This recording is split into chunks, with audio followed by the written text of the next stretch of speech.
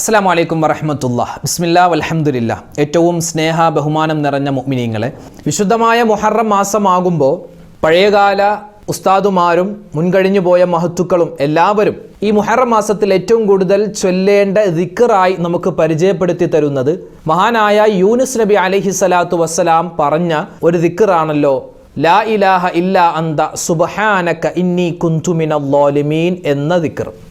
ഈ ഒരു ദിക്ർ എന്തുകൊണ്ടാണ് ഈ മുഹറം മാസത്തിൽ ഏറ്റവും കൂടുതൽ പറയണമെന്ന് മുൻകഴിഞ്ഞു പോയ പണ്ഡിതന്മാരും മഹത്തുക്കളും നമുക്ക് പഠിപ്പിച്ച് നൽകാനുള്ള കാരണം? ഈ ദിക്റിൻ്റെ ശ്രേഷ്ഠത എന്താണ്? ഈ ദിക്റിൻ്റെ അർത്ഥം എന്താണ്? ഈ ദിക്ർ പറഞ്ഞാൽ കിട്ടുന്ന വലിയ കൂലി, വലിയ പ്രതിഫലങ്ങൾ അതൊക്കെ ഏതെല്ലാമാണ് എന്ന് വിശദമായി നമുക്ക് ഈ വീഡിയോയിലൂടെ കേൾക്കാം.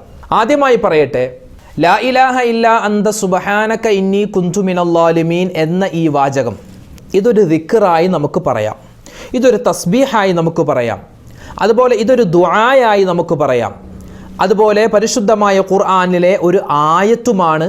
അപ്പോൾ ആയത്തോതിയ കൂലിയുണ്ട്, ദിക്ർ പറഞ്ഞ കൂലിയുണ്ട്, തസ്ബീഹ് പറഞ്ഞ കൂലിയുണ്ട്, ദുആ ചെയ്ത കൂലി.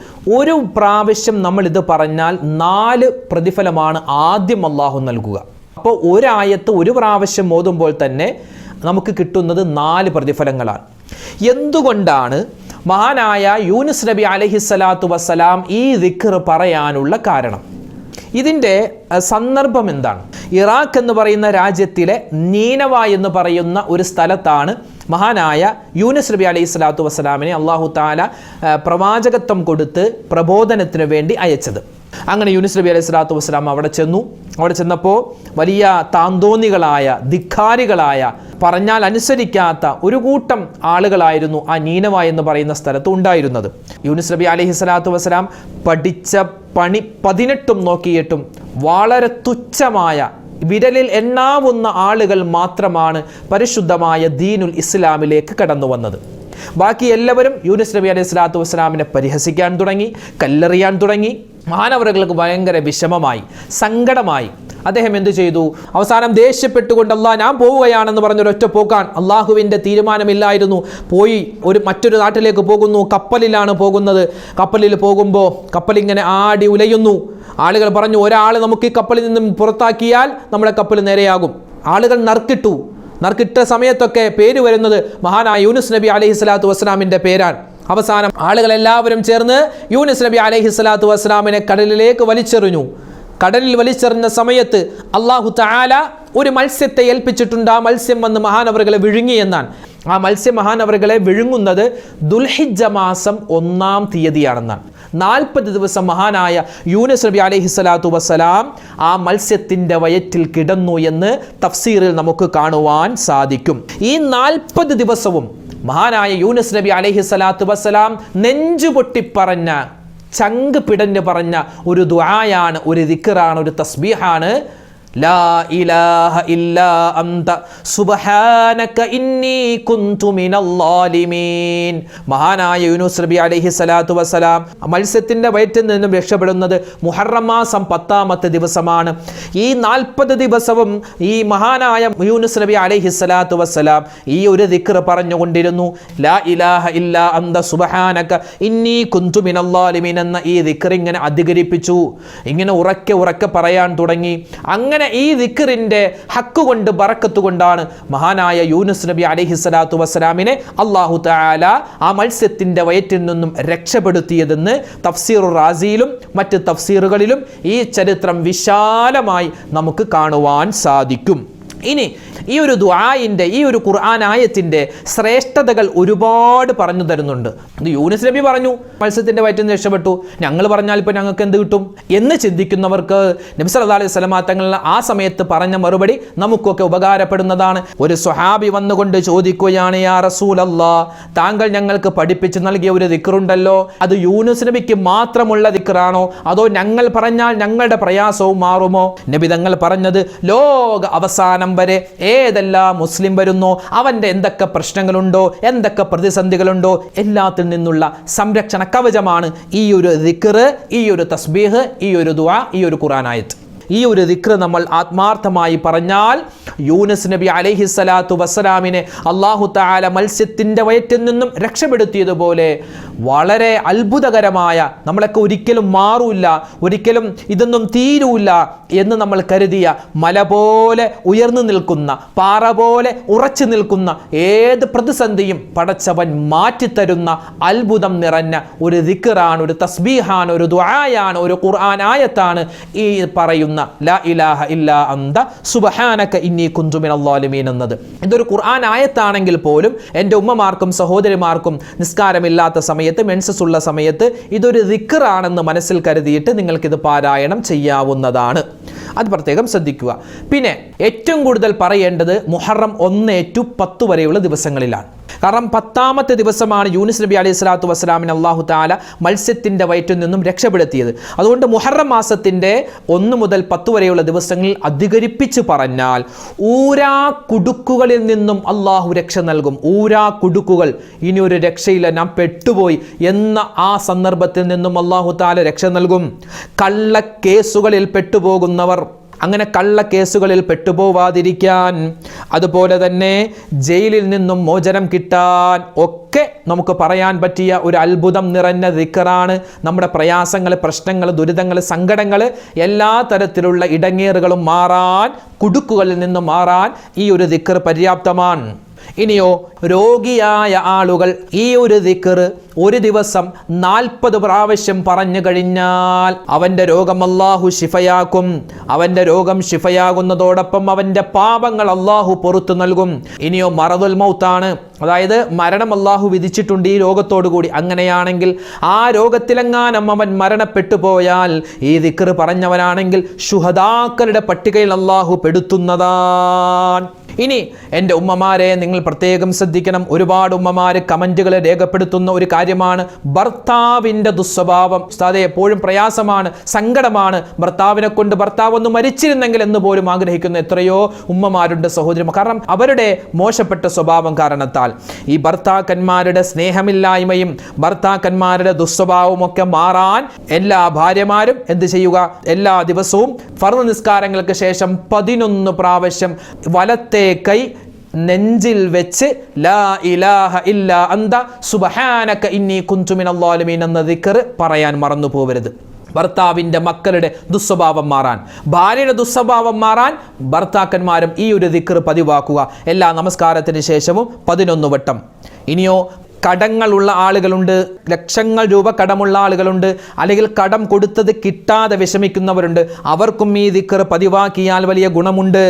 പിന്നെയോ മരണപ്പെട്ടു പോയ ആളുകൾക്ക് നമുക്ക് കൊടുക്കാൻ പറ്റിയ, ജീവിച്ചിരിക്കുന്നവർക്ക് കൊടുക്കാൻ പറ്റിയ വലിയൊരു ഹദിയയാണ് ഈ ഒരു ദിക്ർ. ഈ ഒരു ദിക്ർ കുറച്ച് പ്രാവശ്യം, ഒരു 100 പ്രാവശ്യമോ അല്ലെങ്കിൽ 200 പ്രാവശ്യമോ 300 പ്രാവശ്യമോ ഒക്കെ ചൊല്ലിയിട്ട് പടച്ചോനെ ഞാൻ ചൊല്ലിയ ഈ ദിക്റിൻ്റെ പ്രതിഫലം എൻ്റെ ഉമ്മാക്ക്, എൻ്റെ വാപ്പാക്ക് നീ കൊടുക്കണേ എന്ന് നമ്മൾ ദുആ ചെയ്താൽ അവർക്ക് അല്ലാഹു തആല ആ കൂലി കൊടുക്കുമെന്നാണ്. ഇനിയോ ഗർഭിണികളായ ഉമ്മമാർ അവരുടെ സുഖപ്രസവത്തിനായി എല്ലാ ദിവസവും 19 പ്രാവശ്യം ഈ ഒരു ദിക്ർ പറയാൻ ശ്രമിക്കുക. ഈ ഒരു ദിക്ർ മുടങ്ങാതെ ചൊല്ലിയാൽ ഇൻഷാ അല്ലാഹ് സുഖപ്രസവമുണ്ടാകും. അതുപോലെ തന്നെ ആ ജനിക്കുന്ന കുട്ടിയിൽ അല്ലാഹു തആല എല്ലാവിധ ഖൈറും സലാമത്തും നൽകുന്നതാണ്. അല്ലാഹു നൽകുമാറാവട്ടെ.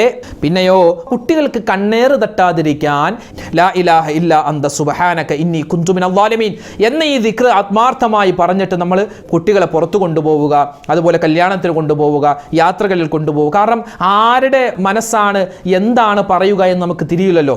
കുട്ടികൾക്ക് കണ്ണേറ് തട്ടാതിരിക്കാൻ, കൊതി തട്ടാതിരിക്കാൻ, നാന്തോഷം, നാവ് കൊണ്ട് പറയുന്ന ദോഷം തട്ടാതിരിക്കാൻ ഈ ദിക്ർ പതിവായി പറഞ്ഞ് കുട്ടികളെ മന്ത്രിക്കുക. മന്ത്രിക്കുക എന്ന് പറഞ്ഞാൽ അവരുടെ തലയിലോ ശരീരത്തോ ഇഷ്ഫി എന്ന് പറഞ്ഞ് ഊതിയാൽ മതി. പിന്നെയോ കുട്ടികൾ ഇല്ലാതെ വിഷമിക്കുന്നവർ എത്രയോ ആളുകളാണ്. 25 വർഷമായി 30 വർഷമായിട്ടും ഇപ്പോഴും അവരൊക്കെ വലിയ പ്രതീക്ഷയിലാണല്ലോ. സ്വാലിഹീങ്ങളായ സന്താനങ്ങൾ ഉണ്ടാവാൻ ഈ ഒരു ദിക്ർ ആ ഭർത്താവും ഭാര്യയും നിങ്ങൾ നിത്യമായി ഇത് പറയുക. നിത്യമായി ഇത് പറയുക, ലാ ഇലാഹ ഇല്ലാ അന്ത സുബ്ഹാനക ഇന്നി കുന്തു മിനൽ ളാലിമീൻ. പിന്നെയോ മാനസിക സമ്മർദ്ദങ്ങളും മാനസിക പിരിമുറുക്കങ്ങളും ഒറ്റപ്പെടലുകളൊക്കെ മാറും. ഈ ദിക്ർ നിങ്ങൾ നല്ല നിയ്യത്തിൽ എൻ്റെ പ്രയാസങ്ങളൊക്കെ മാറണേ പടച്ചോനെ എന്ന് പറഞ്ഞ് നല്ല നിയ്യത്തിൽ ഇത് പറഞ്ഞാൽ ഇൻഷാ അല്ലാഹ് നിങ്ങൾക്കും വലിയ സന്തോഷവും റാഹത്തും ഉണ്ടാകും. ഇനിയോ നമുക്ക് ദുന്യാവിലും നാളെ ആഖിറത്തിലും, ദുന്യാവിൽ കിട്ടിയില്ലെങ്കിലും കുഴപ്പമില്ല, നാളെ ആഖിറത്തിൽ വലിയ സ്ഥാനമാനങ്ങൾ അള്ളാഹു നൽകും. പ്രത്യേകിച്ച് സ്വർഗത്തിൽ ഉന്നതമായ സ്ഥാനങ്ങൾ അള്ളാഹു നൽകുന്നതാണ്. പിന്നെയോ നമ്മുടെ റിസ്ക്കിൽ അള്ളാഹു വിശാലത നൽകും. റിസ്ക് എന്ന് പറയുന്നത് നമ്മുടെ വീട്, നമ്മുടെ വാഹനം, നമ്മുടെ മക്കൾ, നമ്മുടെ ഭക്ഷണം, നമ്മുടെ വസ്ത്രം, 5 കാര്യങ്ങളാണ്. ഇതിലൊക്കെ അള്ളാഹു താല വിശാലത നൽകുന്നതാണ്. ഒരു തട്ടലും മുട്ടലും ഉണ്ടാവില്ല.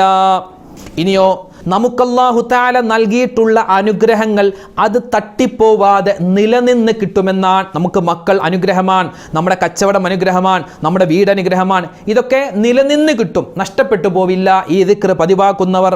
അതുപോലെ അവസാനത്തേത് നബി സല്ലല്ലാഹു അലൈഹി വസല്ലമ തങ്ങൾ ഈ ദിക്റിന്റെ ശ്രേഷ്ഠതയായി നമുക്ക് പറഞ്ഞു തരുന്നത് ശൈത്വാന്റെ ഷർറിനെ തൊട്ടുള്ള വലിയ കാവലാൻ. അതാണല്ലോ വേണ്ടത്. ഇബ്ലീസിന്റെ ഷർറിനെ തൊട്ടുള്ള വലിയ കാവൽ അല്ലാഹു തആല ഈ ദിക്ർ പറയുന്നവർക്ക് കൊടുക്കുമെന്നാണ്. ഒരുപാടുണ്ട്. ഓരോ കിതാബും നോക്കിയാൽ ഒരുപാട് പ്രതിഫലങ്ങളാണ് നമുക്ക് കിട്ടുക. എന്താണ് ഈ ഒരു ദിക്റിന്റെ അർത്ഥം?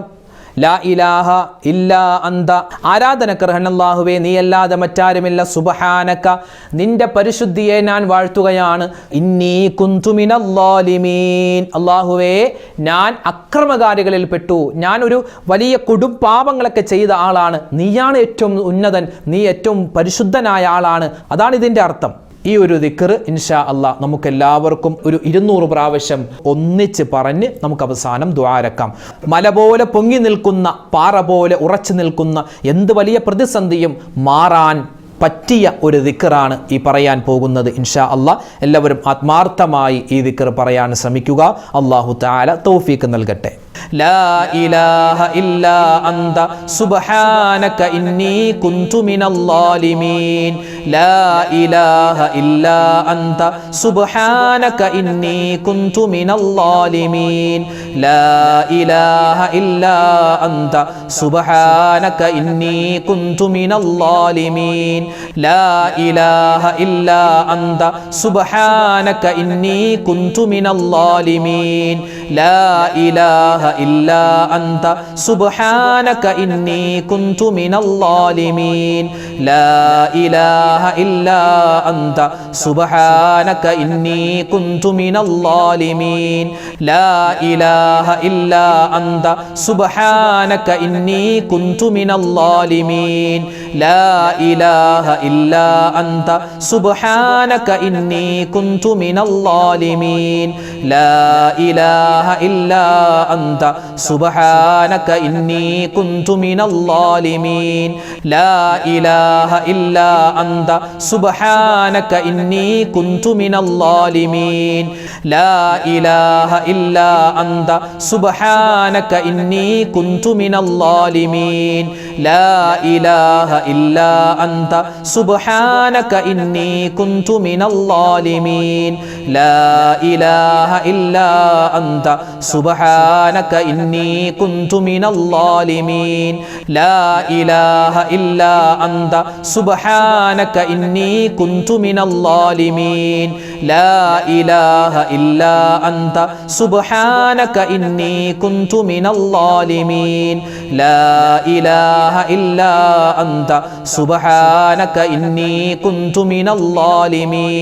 ലാ ഇലാഹ ഇല്ലാ അന്ത സുബ്ഹാനക ഇന്നി കുന്തു മിനൽ-ളാലിമീൻ.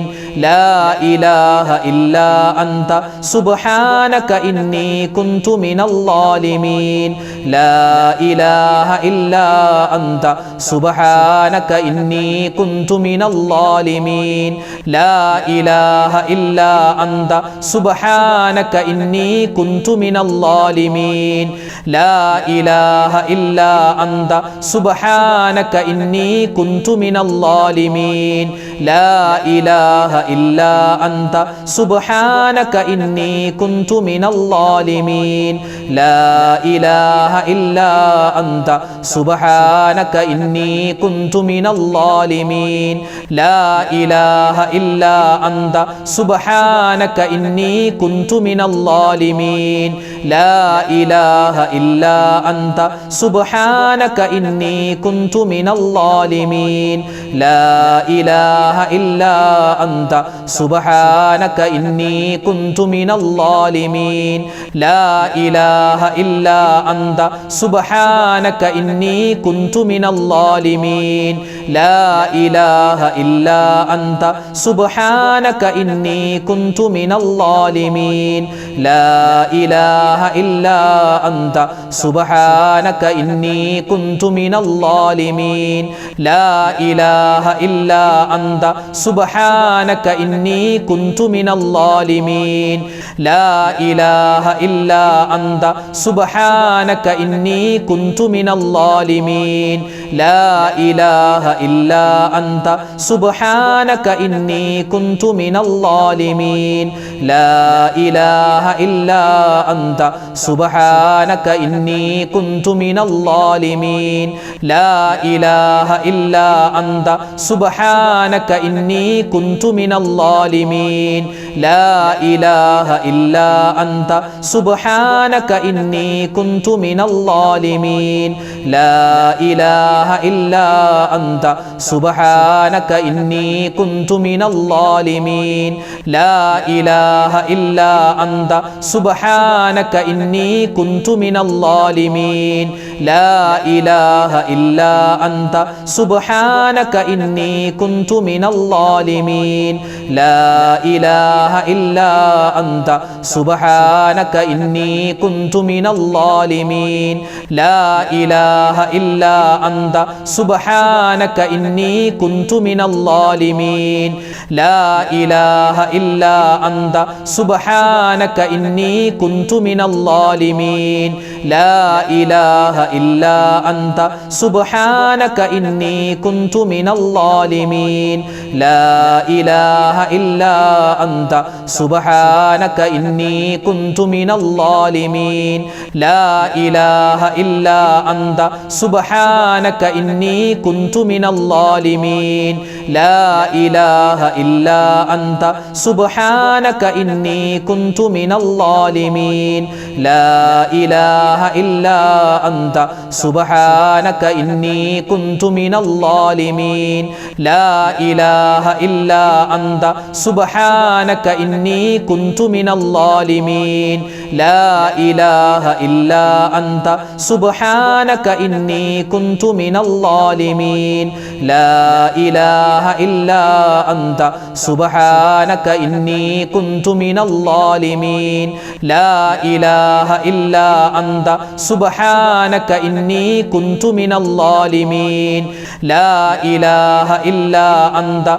سبحانك إني كنت من الظالمين لا إله إلا أنت سبحانك إني كنت من الظالمين لا إله إلا أنت سبحانك إني كنت من الظالمين لا إله إلا أنت سبحانك إني كنت من الظالمين لا إله إلا أنت سبحانك إني كنت من الظالمين لا إله إلا أنت سبحانك إني كنت من الظالمين لا إله إلا أنت سبحانك إني كنت من الظالمين لا إله إلا أنت سبحانك إني كنت من الظالمين لا إله إلا أنت سبحانك إني كنت من الظالمين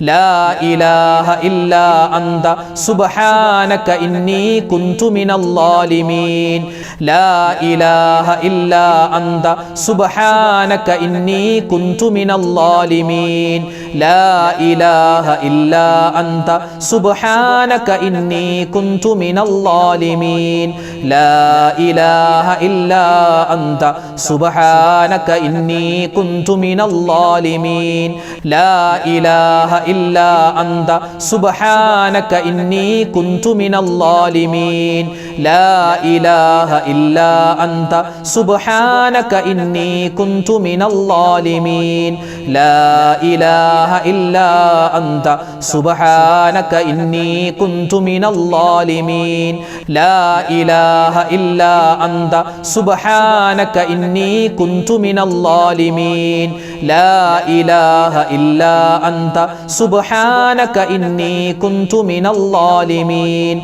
لا إله إلا أنت سبحانك إني كنت من الظالمين لا إله إلا أنت سبحانك إني كنت من الظالمين لا إله إلا أنت سبحانك إني كنت من الظالمين لا إله إلا أنت سبحانك إني كنت من الظالمين لا إله إلا أنت سبحانك إني كنت من الظالمين لا إله إلا أنت سبحانك إني كنت من الظالمين لا إله إلا أنت سبحانك إني كنت من الظالمين لا إله إلا أنت سبحانك إني كنت من الظالمين لا إله إلا أنت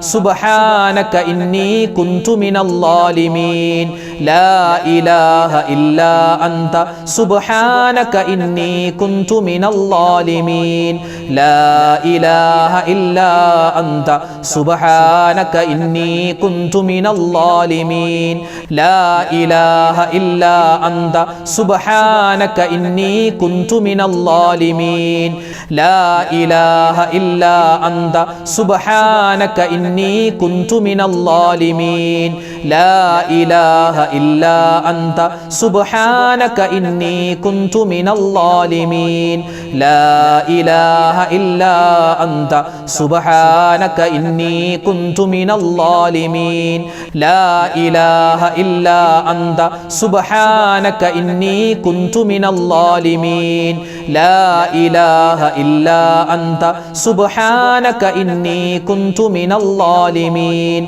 لا إله إلا أنت سبحانك إني كنت من الظالمين لا إله إلا أنت سبحانك إني كنت من الظالمين لا إله إلا أنت سبحانك إني كنت من الظالمين لا إله إلا أنت سبحانك إني كنت من الظالمين لا إله إلا أنت سبحانك إني كنت من الظالمين لا إله إلا أنت سبحانك إني كنت من الظالمين لا إله إلا أنت سبحانك إني كنت من الظالمين لا إله إلا أنت سبحانك إني كنت من الظالمين لا إله إلا أنت سبحانك إني كنت من الظالمين لا إله إلا أنت سبحانك إني كنت من الظالمين لا إله إلا أنت سبحانك إني كنت من الظالمين لا إله إلا أنت سبحانك إني كنت من الظالمين لا إله إلا أنت سبحانك إني كنت من الظالمين لا إله إلا أنت سبحانك إني كنت من الظالمين لا إله إلا أنت سبحانك إني كنت من الظالمين لا إله إلا أنت سبحانك إني كنت من الظالمين لا إله إلا أنت سبحانك إني كنت من الظالمين لا إله إلا أنت سبحانك إني كنت من الظالمين لا إله إلا أنت سبحانك إني كنت من الظالمين لا إله إلا أنت سبحانك إني كنت من الظالمين لا إله إله إلا أنت سبحانك إني كنت من الظالمين لا إله إلا أنت سبحانك إني كنت من الظالمين لا إله إلا أنت سبحانك إني كنت من الظالمين لا إله إلا أنت سبحانك إني كنت من الظالمين لا إله إلا أنت سبحانك إني كنت من الظالمين لا إله إلا أنت سبحانك إني كنت من الظالمين لا إله إلا أنت سبحانك إني كنت من الظالمين لا إله إلا أنت سبحانك إني كنت من الظالمين لا إله إلا أنت سبحانك إني كنت من الظالمين لا إله إلا أنت سبحانك إني كنت من الظالمين لا إله إلا أنت سبحانك إني كنت من الظالمين لا إله إلا أنت سبحانك إني كنت من الظالمين لا إله إلا أنت سبحانك إني كنت من الظالمين لا إله إلا أنت سبحانك إني كنت من الظالمين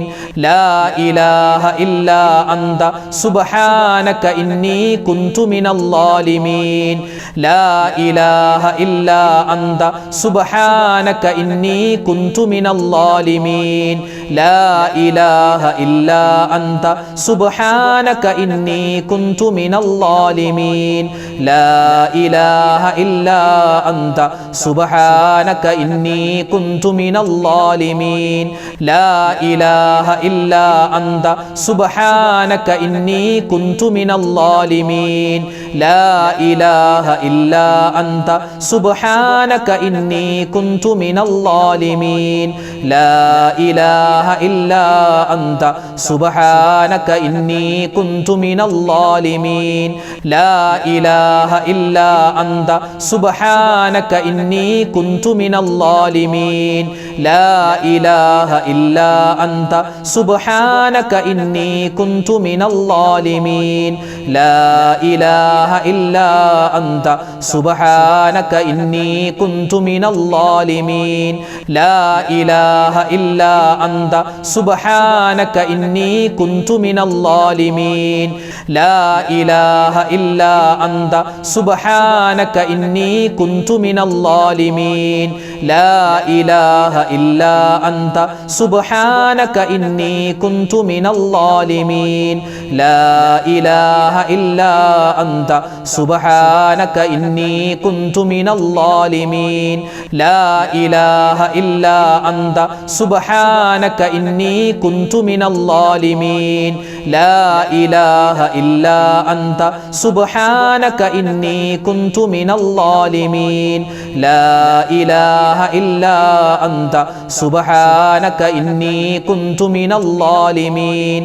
لا إله إلا أنت سبحانك إني كنت من الظالمين لا إله إلا أنت سبحانك إني كنت من الظالمين لا إله إلا أنت سبحانك إني كنت من الظالمين لا إله إلا أنت سبحانك إني كنت من الظالمين لا إله إلا أنت سبحانك إني كنت من الظالمين لا إله إلا أنت سبحانك إني كنت من الظالمين لا إله إلا أنت سبحانك إني كنت من الظالمين لا إله إلا أنت سبحانك إني كنت من الظالمين لا إله إلا أنت سبحانك إني كنت من الظالمين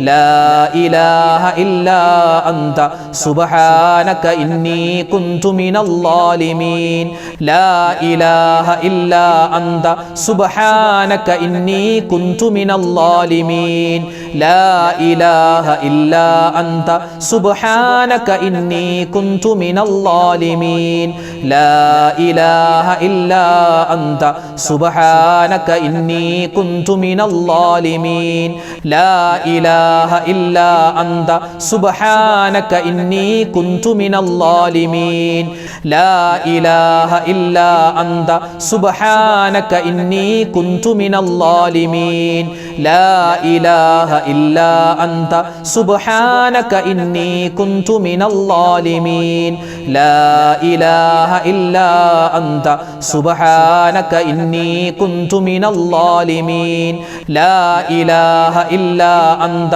سبحانك إني كنت من الظالمين لا إله إلا أنت سبحانك إني كنت من الظالمين لا إله إلا أنت سبحانك إني كنت من الظالمين لا إله إلا أنت سبحانك إني كنت من الظالمين لا إله إلا أنت سبحانك إني كنت من الظالمين لا إله إلا أنت سبحانك إني كنت من الظالمين لا إله إلا أنت سبحانك إني كنت من الظالمين لا إله إلا أنت سبحانك إني كنت من الظالمين لا إله إلا أنت سبحانك إني كنت من الظالمين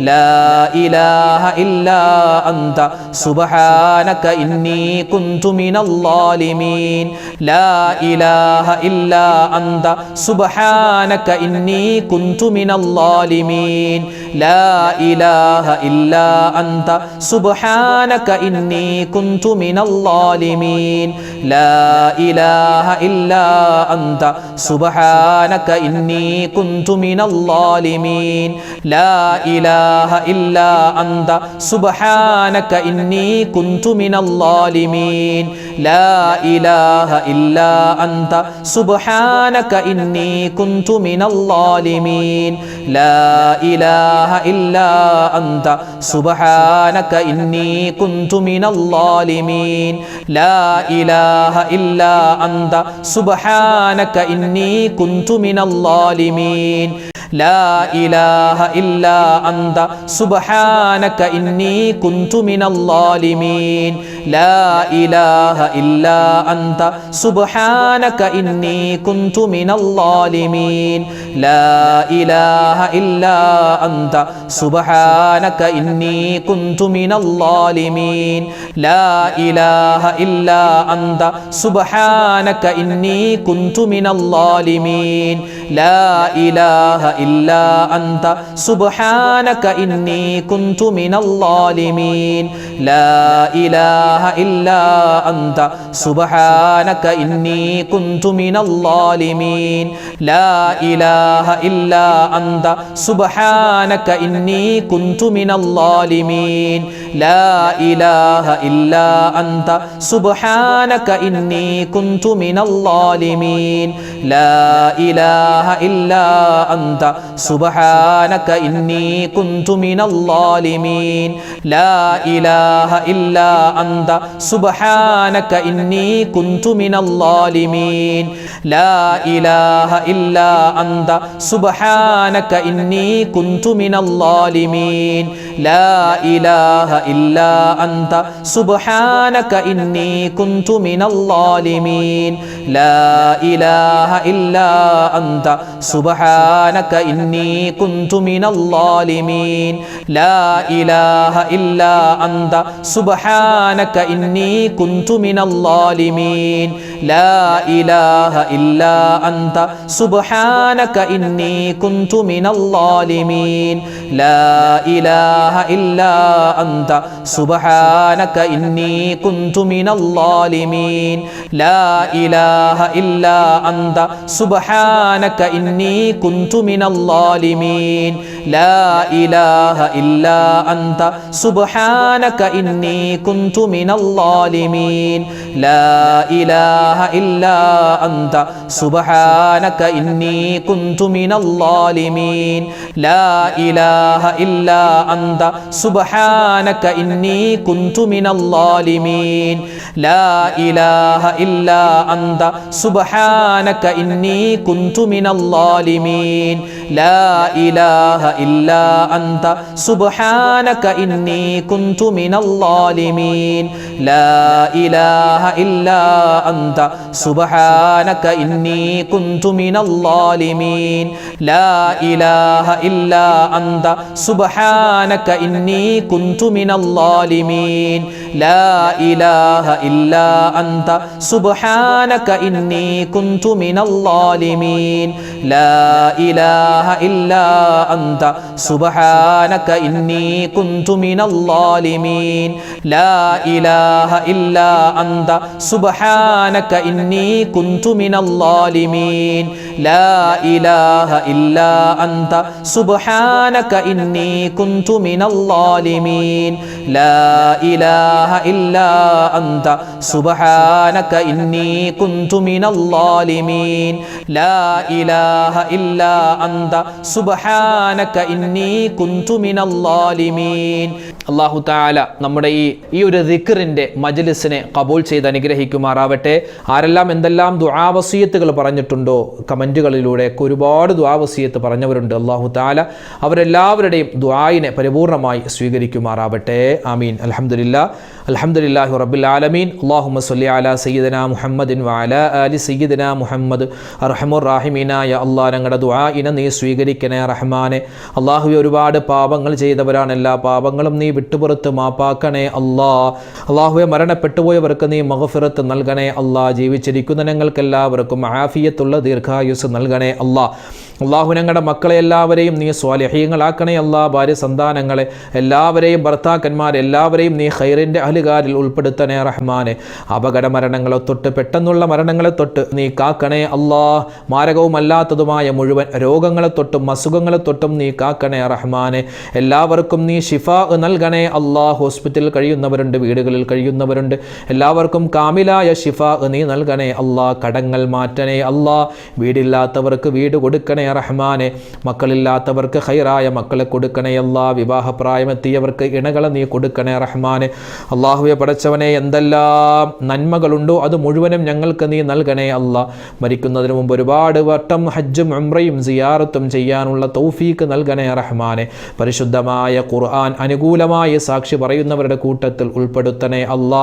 അല്ലാഹുവെ പ്രകൃതി ദുരന്തങ്ങളെ തൊട്ട് അതുപോലെ പകർച്ചവ്യാധികളെ തൊട്ട് ഞങ്ങളെ എല്ലാവരെയും കാക്കണേ അല്ലാ. പനികൾ പടർന്നു പിടിക്കുന്ന കാലമാണ്. എല്ലാവിധ അസുഖങ്ങളെ തൊട്ടും കാക്കണേ റഹ്മാനെ.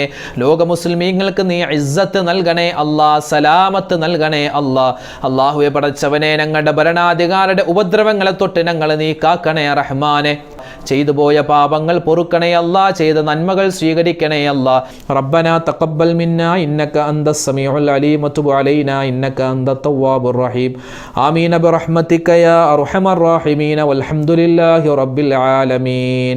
അല്ലാഹു തആല നമ്മുടെ ദുആയിനെ സ്വീകരിക്കുമാറാവട്ടെ. അല്ലാഹു തൗഫീഖ് നൽകട്ടെ. ആമീൻ.